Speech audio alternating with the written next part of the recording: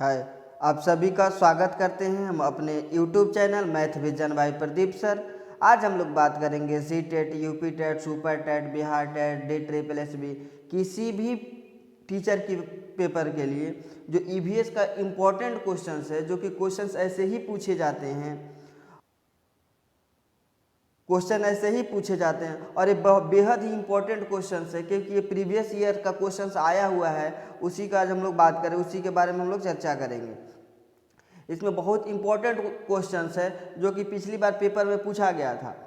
अब हम लोग बात करते हैं क्वेश्चन नंबर 16 का कि निम्नलिखित में से क्या पर्यावरण अध्ययन में बच्चों के द्वारा ज्ञान की रचना में महत्वपूर्ण है। ए, बच्चों के सक्रिय भाग लेना। बी, बच्चों के समुदाय के सदस्य। सी, पर्यावरण अध्ययन के पाठ्य पुस्तकें। डी, पर्यावरण अध्ययन के पाठ्य पुस्तकें में दी गई व्याख्या और परिभाषा। तो जो इसका सही आंसर होगा वो होगा ए, सी और डी, सॉरी ए, बी और सी। ऑप्शन नंबर डी नहीं होगा। क्यों? देखिए, पहले क्या बोला है कि बच्चों को सक्रिय भाग। हाँ, बच्चे जब सक्रिय भाग लेंगे किसी चीज़ में तभी बच्चों का ज्ञान होगा। ठीक। ऑप्शन बी, बच्चे के समुदाय के सदस्य। अब बच्चे के समुदाय के सदस्य क्या होते हैं? अगर बहुत सारे बच्चे होंगे तो किसी न किसी चीज़ पे उसकी एक्टिविटी करते हुए बताएंगे कि ये चीज़ ऐसे होगी। ठीक। ऑप्शन नंबर सी, पर्यावरण अध्ययन की पाठ्य पुस्तकें। तो जो पर्यावरण अध्ययन के पाठ्य पुस्तक उसमें बहुत सारे प्रिंटेड चीज़ होता है कि ये जल है, ये पेड़ पौधा है, इसमें से पत्तियां हरी होती है, इसको क्या चीज़ें कैसे करेंगे। तो ये किस में होता है? पर्यावरण अध्ययन की पाठ्य पुस्तक में होता है। तो इसका ऑप्शन जो होगा वो ऑप्शन सही आंसर होगा इसका ऑप्शन नंबर 1, यानी कि ए, बी और सी। अब बात करेंगे क्वेश्चन नंबर 17 का कि नीचे दी गई सूची पर विचार कीजिए। कछुआ, घड़ियाल, कौवा, बतख, मछली, इस सूची में से निम्न में से कौन सा दूसरे से भिन्न है? इसमें भिन्न बताना है। तो जो इसका सही आंसर होगा वो होगा ऑप्शन नंबर बी, कौवा। क्योंकि मछली, घड़ियाल और कछुआ, मछली, घड़ियाल और जो कछुआ है ये तीनों क्या हैं? जल में रहते हैं। किस में? जल में रहने वाले हैं। और कौवा जो होता है क्या होता है? आसमान में उड़ता है, आकाश की है। ठीक है, इसीलिए कौवा क्या है? सबसे अलग है। अब हम लोग नेक्स्ट क्वेश्चन की बात करेंगे, क्वेश्चन नंबर 18 कि नीचे दिए गए पक्षियों की कौन सी प्रजाति झटके से अपनी गर्दन आगे पीछे करती है? ऑप्शन ए, उल्लू। ऑप्शन बी, कौवा। ऑप्शन सी, बसंत गौरी। ऑप्शन डी, मैना। ये क्वेश्चंस बहुत बार रिपीट किया है, ये बहुत इंपॉर्टेंट क्वेश्चन है, बार बार पेपर में पूछता है, किसी न किसी सेट में पूछना ही पूछना है इसको। तो जो इसका सही आंसर होगा वो होगा ऑप्शन नंबर डी, मैना। ये क्या करता है कि अपने गर्दन जो होता है झटके से आगे पीछे करता है। ठीक। अब इसी में बात कर लेते हैं उल्लू का कि उल्लू का काम क्या है। तो जो उल्लू होता है इसको रात में क्या करता है? दिखाई देता है। ठीक। और जो कौवा होता है, कौवा अपना का घोंसला नहीं बनाता है, सॉरी, इसी में जो कौवा होता है कौवे की घोंसले में क्या करती है? कोयल जाकर के अपना अंडा दे देती है, कोयल अपना घोंसला नहीं बनाती है। ठीक। अब बात करते हैं बसंत गौरी का। तो जो बसंत गौरी है ये बसंत गौरी अपना घोंसला पेड़ के तनों में, किस में? पेड़ के तनों में घोंसला छेद करके बनाती है। ठीक। क्वेश्चन 19 ये है कि घरों के नीचे दिए गए विवरणों पर विचार कीजिए। राजस्थान में गांव के लोग मिट्टी के घरों जिनकी छतें कटीली झाड़ियां की होती है में रहते हैं, ये सही है। ठीक। बी, मनाली हिमाचल प्रदेश में घर बांस के खंभों पर बनाए जाते हैं, ये बिल्कुल गलत है क्योंकि ऐसे कहाँ पे ये होता है? असम में। कहाँ पे होता है? असम में बांस के घर बनाए जाते हैं। और ऑप्शन नंबर सी है कि लेह में पत्थर के 2 मंजिले घर बनाए जाते हैं, नीचे की मंजिल पर जरूरत की सामान और जानवर को रखते हैं, ये भी सही है। तो जो इसका सही आंसर होगा ऑप्शन नंबर ए और सी, यानी कि इसका सही आंसर क्या होगा?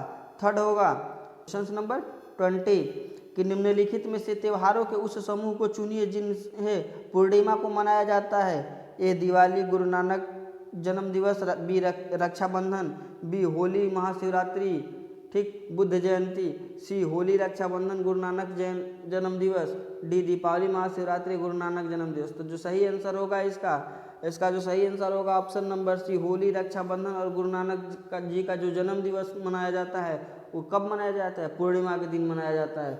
अब नेक्स्ट क्वेश्चन की बात करेंगे, क्वेश्चन नंबर 21 कि निम्नलिखित राज्यों के समूह में से किस एक समूह के समुद्र तट अरब सागर पर है? ए कर्नाटक केरल गुजरात, बी आंध्र प्रदेश तेलंगाना उड़ीसा, सी केरल कर्नाटक पश्चिम बंगाल, डी तमिलनाडु आंध्र प्रदेश और कर्नाटक। तो जो इसका सही आंसर होगा वो होगा ऑप्शन नंबर ए। आपसे रिक्वेस्ट है कि अगर आप अभी तक हमारे चैनल को लाइक शेयर और सब्सक्राइब नहीं किए हैं तब प्लीज़ हमारे चैनल को लाइक शेयर और सब्सक्राइब जरूर कीजिए और साथ में बेल आइकन को जरूर प्रेस कीजिएगा ताकि और भी वीडियो का नोटिफिकेशन आपके पास पहुंचते रहे। अब हम लोग बात करेंगे नेक्स्ट क्वेश्चंस की।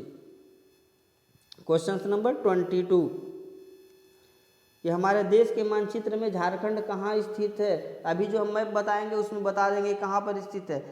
उत्तर प्रदेश के पश्चिम में, पश्चिम बंगाल के पूर्व में, सी उड़ीसा के उत्तर में, डी छत्तीसगढ़ के दक्षिण पूर्व में। तो जो इसका सही आंसर होगा वो होगा ऑप्शन नंबर बी, पश्चिम बंगाल के पूर्व में। क्योंकि जाएंगे तो ये हमारे पास इंडिया का जो मैप होता है, इंडिया के मैप में झारखंड यहाँ पे है,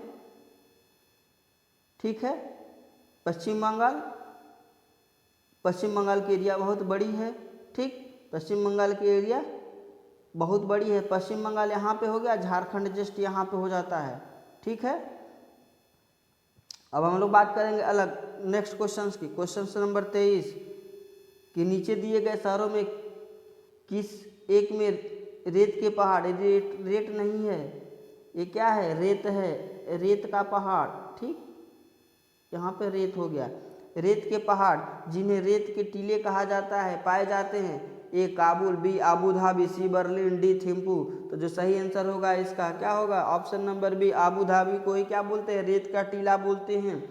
अब नेक्स्ट क्वेश्चन की बात करेंगे। क्वेश्चन नंबर 24 कि निम्नलिखित में से कौन सा वर्तमान पर्यावरण अध्ययन पाठ्यक्रम के 6 मुख्य थीमों में से एक नहीं है? इसमें क्या बताना है, इस पे ध्यान देना है। अगर क्वेश्चंस में कहीं नहीं है तो यही इंपॉर्टेंट बन जाता है। बच्चे क्या करते हैं, है वाले देख करके उसको गलत कर देंगे, लेकिन इसमें क्वेश्चन से पूछा है क्या कि नहीं है। ए भोजन, बी आवास, सी हम चीज़ें कैसे बनाते हैं, डी काम और खेल। तो ये जो आपके पास भोजन, आवास और जो चीज़ हम कैसे बनाते हैं ये क्या है? थीम है।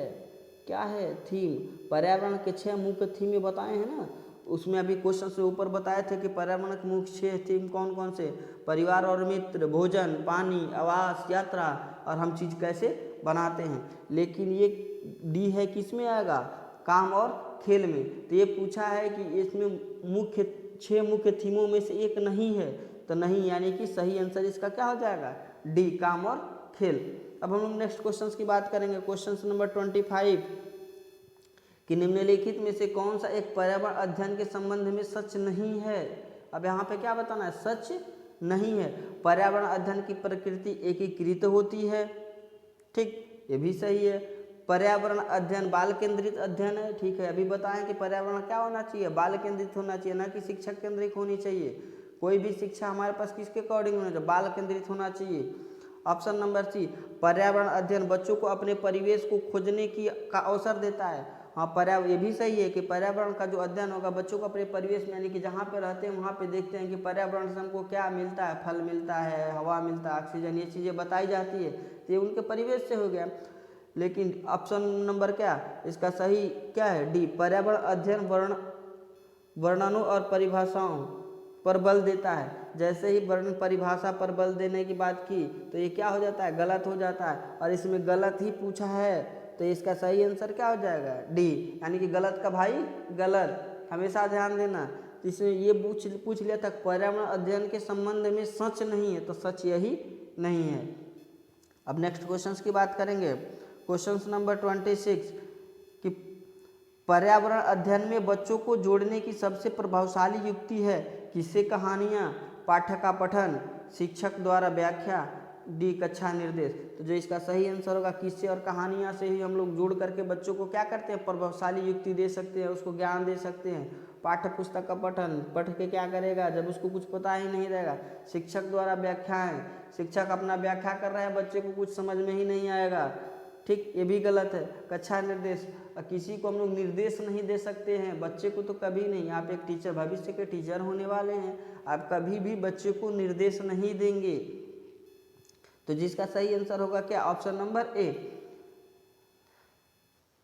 आपसे फिर रिक्वेस्ट है कि अगर अभी तक आप हमारे चैनल को लाइक शेयर और सब्सक्राइब नहीं किए हैं तो प्लीज़ हमारे चैनल को लाइक शेयर और सब्सक्राइब जरूर कीजिएगा, साथ में बेल आइकन को प्रेस जरूर कीजिएगा। कि निम्नलिखित में से क्या पर्यावरण अध्ययन में आकलन के लिए संकेतक नहीं होना चाहिए? ए न्याय और समानता के प्रति सरोकार, बी सहभागिता, सी याद करना, डी प्रश्न पूछना। तो जिसका सही आंसर होगा वो होगा ऑप्शन नंबर सी, याद करना।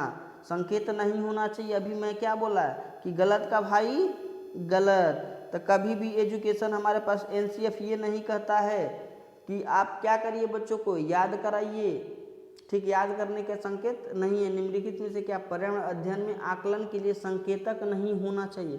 तो कभी भी बच्चों को याद करने के लिए प्रेरित नहीं करना चाहिए कि आप याद करके आओ, नहीं, समझो, समझाने की बात क्या है, प्रश्न पूछना ये भी सही है, सहभागिता भी सही, न्याय और समानता के प्रति यानी कि सबके लिए क्या है, समान प्रति होना चाहिए सब बच्चे के लिए। अब हम बात करते हैं नेक्स्ट क्वेश्चन नंबर 28।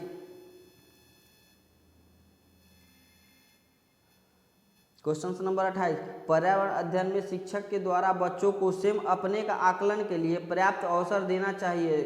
स्व आकलन है ए सीसीई, बी सीखने के समान अवसर, सी सीखने का आकलन, डी सीखने के लिए आकलन। तो जो इसका सही आंसर होगा वो होगा ऑप्शन नंबर बी, सभी बच्चों को सीखने के लिए क्या देना चाहिए, समान अवसर देना चाहिए।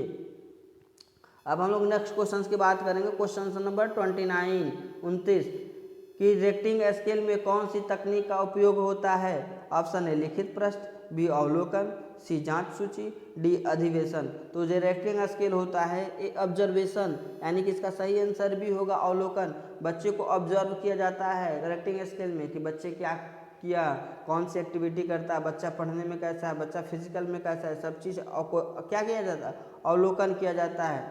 अब हम नेक्स्ट क्वेश्चन की बात करेंगे, क्वेश्चन नंबर 30 कि आमतौर पर यह माना जाता है कि रात में जगने वाले जानवर हर चीज़ को जिस रंग में देखते हैं वे रंग है ए बैगनी और नीला, बी हरा और पीला, सी नारंगी और लाल, सॉरी यहाँ पे नारंगी और क्या होगा, लाल होगा, ठीक, डी काला और सफ़ेद। तो जो सही आंसर इसका होगा वो होगा ऑप्शन नंबर डी, काला और सफ़ेद। यानी कि रात में जो भी जानवर जगते हैं उसको केवल ब्लैक एंड वाइट ही दिखता है, यानी कि काला और सफ़ेद ही दिखता है।